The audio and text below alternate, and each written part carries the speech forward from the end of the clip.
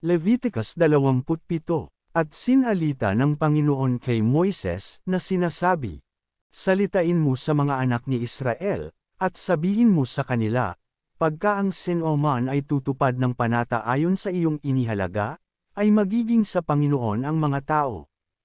At ang iyong inihalaga tungkol sa lalaki, na mula sa may 20 taong gulang hanggang sa may 60, ay 50 siklong pilak, ang iyong ihahalaga ayon sa siklo ng santuaryo. At kung tungkol sa babae 30 siklo ang ihahalaga mo. At kung mula sa may 5 taon hanggang sa may 20 taon, ay 20 siklo, ang ihahalaga mo sa lalaki at sa babae ay 10 siklo. At kung mula sa may 1 buwan hanggang sa may 5 taon ay 5 siklong pilak ang iyong ihahalaga sa lalaki at sa babae ay 3 siklong pilak ang iyong ihahalaga. At kung sa may 6 na taon na patanda, kung lalaki, ay 15 siklo ang iyong ihahalaga, at sa babae ay 10 siklo. Ngunit kung kapos ng ikababayad sa iyong inihalaga, ay pahaharapan mo siya sa harap ng saserdote, at hahalagahan siya ng saserdote, ayon sa ikakakaya ng may panata, ay siyang ihahalaga sa kanya ng saserdote.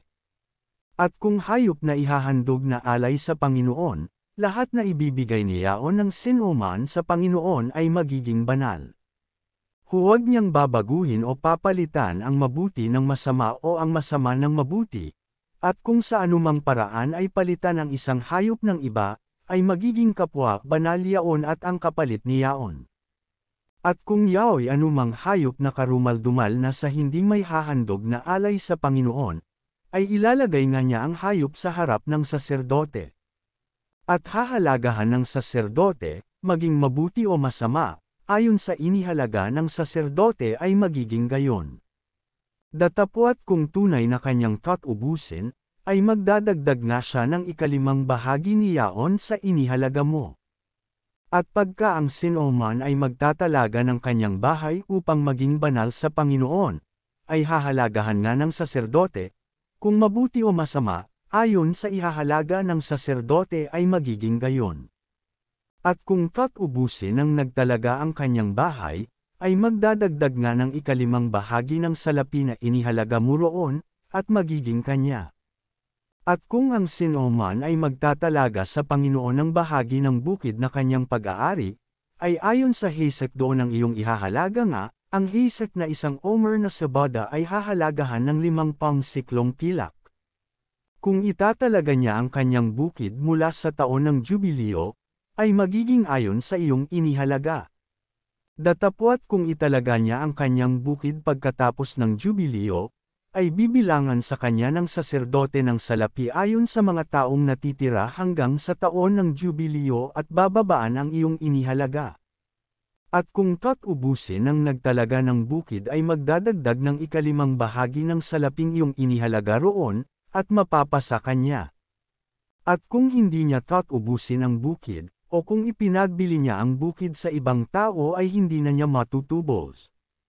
Kundi ang bukid pagka naalis sa Jubileo, ay magiging banal sa Panginoon, na parang bukid na itinalaga, ang kapangyarihan doon ay mapapasa sa saserdote.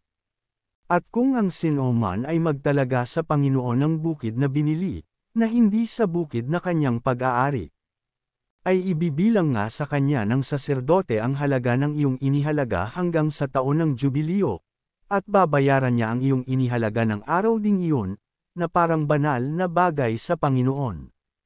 Sa taon ng Jubileo ay mababalik ang bukid doon sa kanyang binilhan, doon sa kinararapatan ng pag-aari ng lupa. At ang buo mong ihahalaga ay magiging ayon sa siklo ng santuaryo, 2 panggera ang 1 siklo. Ang panganay lamang sa mga hayop na iniukol ang pagkapanganay sa Panginoon, ang hindi maitatalaga ni Oman, maging baka o tupa, ay ukol sa Panginoon.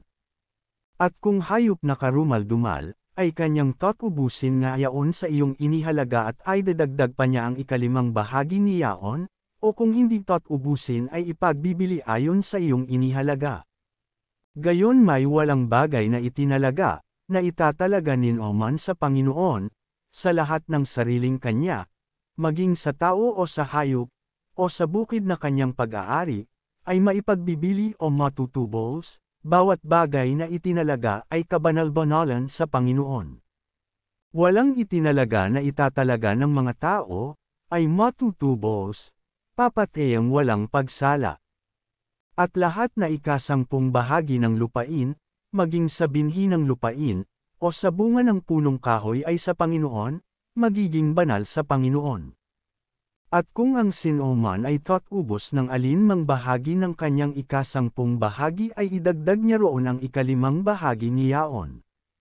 At lahat ng ika-10 bahagi sa bakahan o sa kawan, anumang madaan sa tungkod, ay magiging banal sa Panginoon ang ika-10 bahagi. Huwag niyang sisiyasatin kung mabuti o masama, ni huwag niyang papalitan. At kung sa anumang paraan ay palitan niya, ay kapwa magiging banal, hindi matutubos. Ito ang mga utos na iniutos ng Panginoon kay Moises, sa bundok ng Sinai hinggil sa mga anak ni Israel.